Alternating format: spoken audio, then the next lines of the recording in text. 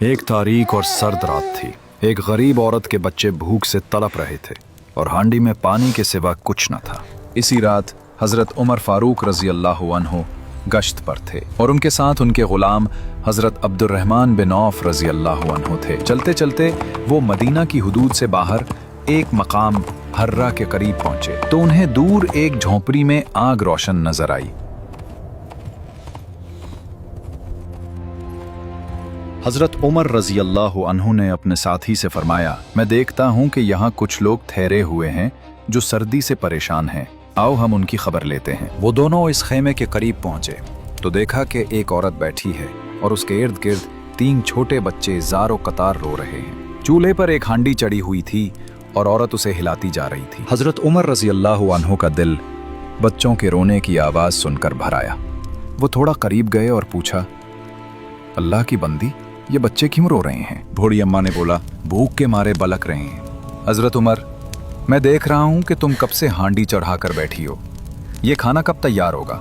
सुनकर औरत का लहजा तल्ख हो गया और वो कहने लगी, हांडी में कुछ नहीं है, मैंने बच्चों को बहलाने के लिए सिर्फ पानी और कंकड़ियां डालकर चूल्हे पर चढ़ा रखी हैं, ताकि बच्चे ये समझें कि खाना पक रहा है और इंतजार करते करते उन्हें नींद आ जाए और इस तरह रात गुजर जाए। फिर वो औरत गम और गुस्से में बोली, नहीं समझती कि लोगों का हाकिम अमीरुल मोमिनीन उमर को अपनी रियाया के अहवाल से बेखबर होना चाहिए। जो हमसे गाफिल रहेगा, क़यामत के दिन अल्लाह ताला उससे जरूर हिसाब लेगा।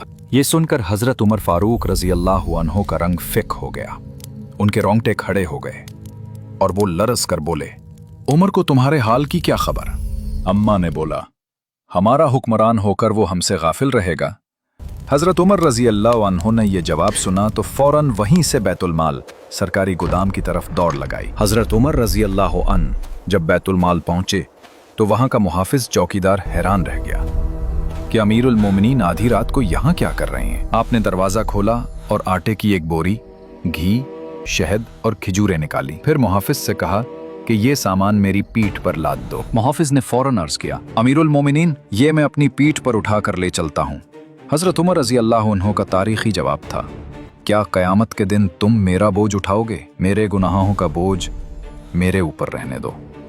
ये फरमाकर हजरत उमर रजी अल्लाह अन्हु ने सारा सामान खुद अपनी पीठ पर लाद लिया और तेजी से उस खेमे की तरफ चल पड़े। जब आप वापस खेमे में पहुंचे तो खुद चूल्हे के पास बैठ गए, अपने मुबारक हाथों से आटा गूंधा, खाना तैयार किया और उसमें घी और शहद मिलाकर गर्म किया। जब खाना तैयार हो गया तो हजरत उमर रजी अल्लाह अन्हु ने अपने हाथ से एक एक बच्चे को पेट भर कर खिलाया। खाने के बाद बच्चे बहुत खुश हुए और हंसते खेलते सो गए। ये मंजर देखकर औरत ने खुशी और शर्मिंदगी के मिले जिले जज्बात से कहा, अल्लाह की कसम, अमीरुल मोमिनीन होने के काबिल तो आप ही, आप उम्र से भी ज्यादा अच्छे इंसान हैं।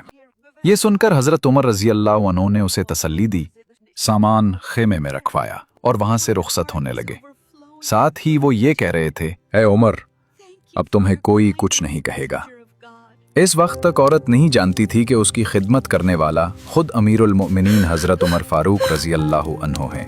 आपके रुखसत होने के बाद आपके साथी ने औरत को बताया कि तुम जिस शख्स को कोस रही थीं और जिसने तुम्हारी खिदमत की है, वो खुद अमीरुल मोमिनीन हजरत उमर फारूक रजी अल्लाह अन्हु थे। प्यारे व्यूअर्स, हजरत उमर रजी अल्लाह अन्हु के एहसास जिम्मेदारी का एक अजीम तरीन सबूत है। वो समझते थे कि अगर दरियाए फरात के किनारे भी कोई बकरी का बच्चा भूखा मर गया तो क़यामत के दिन अल्लाह उसके बारे में भी उनसे सवाल करेगा। उनका ये तर्ज अमल हर हुक्मरान और जिम्मेदार शख्स के लिए एक रोशन मीनार है।